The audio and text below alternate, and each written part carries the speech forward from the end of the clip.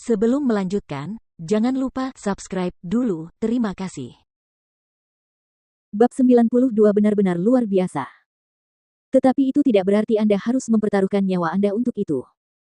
Phoenix kecil itu melotot, wajah kecilnya yang gemuk marah ketika dia berkata, jika terjadi kecelakaan saat naik level, siapa yang akan menyelamatkannya?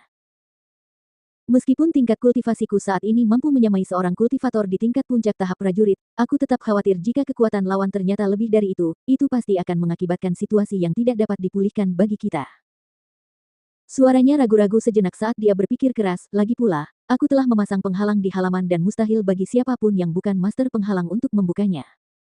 Oleh karena itu, bahkan ketika Leng Hua masih belum terbangun untuk menceritakan semuanya kepadaku, aku tahu pasti bahwa masalah kali ini jelas bukan hal biasa, dan musuh yang akan kuhadapi juga sangat kuat. Baiklah, kau tidak perlu minum obat itu. Jika saat itu kau benar-benar tidak mampu mengatasinya, aku yang terhormat di sini akan membantumu. Mendengar itu, tatapan Feng Jiu tertuju pada sosok kecil itu, matanya tidak menyembunyikan kecurigaan yang dimilikinya terhadap kata-kata itu. Anak kecil, meskipun kau adalah Phoenix api kuno, tapi bagaimanapun juga kau masih bayi dan masih terlihat seperti anak manusia berusia 3 tahun.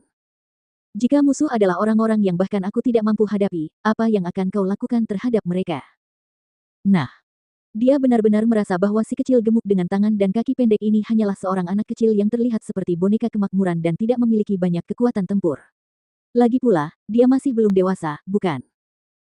Kalau mereka benar-benar menghadapi lawan kuat yang bahkan dia sendiri tidak mampu kalahkan, dia sungguh tidak percaya kalau anak itu punya kemampuan apapun untuk menolong. Namun, Phoenix kecil itu langsung tidak senang setelah mendengar kata-kata itu.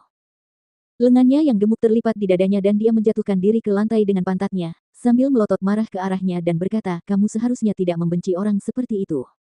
Aku yang terhormat bahkan tidak mendekati kesia-sian seperti manusia berusia 3 tahun.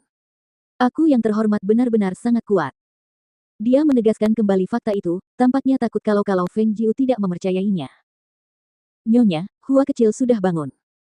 Dari luar, suara Leng Suang terdengar. Di dalam ruang, ketika Feng Jiu mendengar itu, dia melirik pil di tangannya sekali lagi dan memikirkannya sejenak sebelum menyimpannya. Dia kemudian menoleh untuk mengingatkan, kamu harus baik-baik saja dan tetaplah di dalam sini untuk berkultivasi. Setelah mengatakan itu, sosoknya melintas saat dia keluar dari ruang. Ketika membuka pintu, dia melihat Leng Suang berdiri di sana dengan gembira.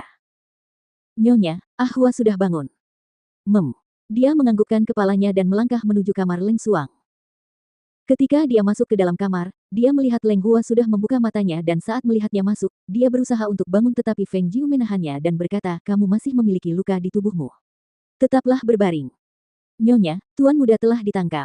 Suaranya masih sangat lemah, tetapi masih jauh lebih baik dari sebelumnya. Kau tahu siapa orang-orang itu? Tanyanya sambil berpikir. Setidaknya dia hanya ditangkap, asalkan dia tidak dibunuh. Pria paruh baya itu mengatakan mereka berasal dari keluarga Su, dan mengklaim bahwa Nyonya telah membunuh putranya dan 2 orang tua. Oleh karena itu, dia datang untuk menemui Nyonya untuk menyelesaikan masalah ini. Mendengar kata-kata itu, Leng Suang sedikit terkejut. Nyonya membunuh orang. Bagaimana mungkin? Kekuatan Nyonya dianggap sama merusaknya dengan bantal bersulam. Jadi bagaimana mungkin dia bisa membunuh seseorang yang setingkat tetua dari klan keluarga? Ketika Feng Jiu mendengar itu, matanya berbinar, dan dia pun menyadarinya. Jadi itu keluarga Su. Tuan kedua dan beberapa orang lainnya telah dibunuh olehnya, jadi bagaimana mereka mengetahui bahwa dialah yang membunuh mereka? Apakah mereka menemukan potretnya dari papan hadiah pasar gelap dan menyimpulkannya dari sana? Apakah mereka membawa seseorang yang sangat ahli dengan penghalang pada saat itu? Dan bagaimana Anda berhasil melarikan diri? Ceritakan semuanya secara terperinci.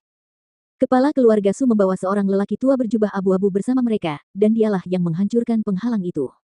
Sedangkan aku. Suaranya ragu-ragu. Ketika dia mengingat kembali situasi saat itu, dia masih merasa semuanya sangat tidak dapat dipercaya. Dia kemudian berkata, Nyonya, saya menemukan bahwa Tai Chi yang lembut dan tipis sebenarnya sangat hebat.